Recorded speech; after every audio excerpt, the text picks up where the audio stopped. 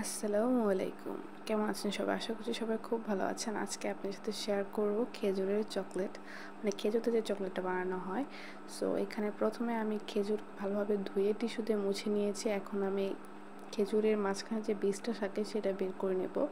কারণ এর মধ্যে আমি অন্য একটা জিনিস এড করব, তাই এটা আমি সবগুলো বীজগুলো বের করে নেব। এই তো হয়ে গিয়েছে। একে একে সবগুলোর বীজই আমি বের করে নেব। আর এইগুলোর সবগুলোর বীজ হয়ে গেলে এরপর আমি এর ভিতরে একটা ফিলিং দিব। সেটা হলো আপনি যে কোনো ফিলিং দিতে পারেন। আমি এখানে দিব বাদাম, আমি এখানে আলমন্ড দিয়েছি। সো এটা দিয়ে, যেহেতু খেজুরটা এমনিতে মিষ্টি, তাই আমি চেষ্টা করেছি এখানে মিষ্টি জিনিস না দেওয়ার। আলমন্ড এতটা মিষ্টি হয় না, তাই আমি এটা দিয়েছি। আপনি চাইলে যে কোনো কিছু দিতে পারেন। সো এইভাবে আমি এক এক করে সবগুলোর ভিতরে দিয়ে দেব।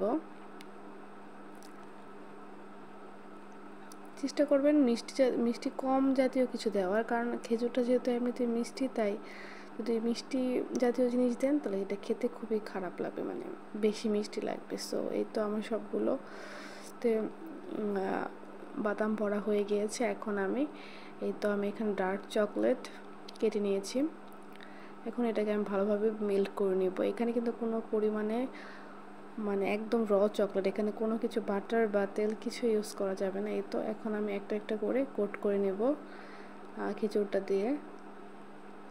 এটা কিন্তু ভালোভাবে কোট করতে হবে।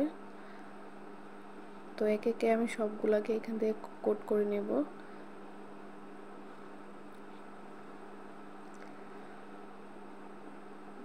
কোট করে নিয়ে আমি এখানে বেকিং পেপারের উপর রেখে দেব, দেখতে পাচ্ছেন। আর একে একে সবগুলোই করে নেব। আর এটা হয়ে গেলে আমি এখানে ফ্রিজে রেখে দেব কিছুক্ষণের জন্য। ফ্রিজে রাখলে এটা কিন্তু একদম সেট হয়ে যাবে চকলেটের মতো। সো এইভাবে আমি এটাকে কোট করে ফ্রিজে রেখে দেব। এই তো আমার সবগুলো কোট করা হয়ে গিয়েছে। এখন দেখবেন এটার ফাইনাল লুক একদম চকলেটের মতো হয়ে গিয়েছে। এই তো এটাই ছিল আমার চকলেট, মানে খেজুরের চকলেটের ফাইনাল লুক। আশা করি আপনাদের ভিডিওটা ভালো লাগবে। সো এখন আমি এটা কেটে দেখাবো এটার ভিতরে কেমন হয়েছে। সো এখন কাটা যাক। এই তো কেটে নিয়েছি। এটা খেতে যে এতটা টেস্টি হবে আমি আসলে ভাবি নাই। আর খেজুর আর চকলেট বাদামের কম্বিনেশনটা অনেক মজার ছিল। সো আপনারাও ট্রাই করতে পারেন। আমার কাছে তো খুবই ভালো লেগেছে। আর যদি ভিডিওটি ভালো লাগে, লাইক কমেন্ট শেয়ার করতে ভুলবেন না। আল্লাহ হাফেজ।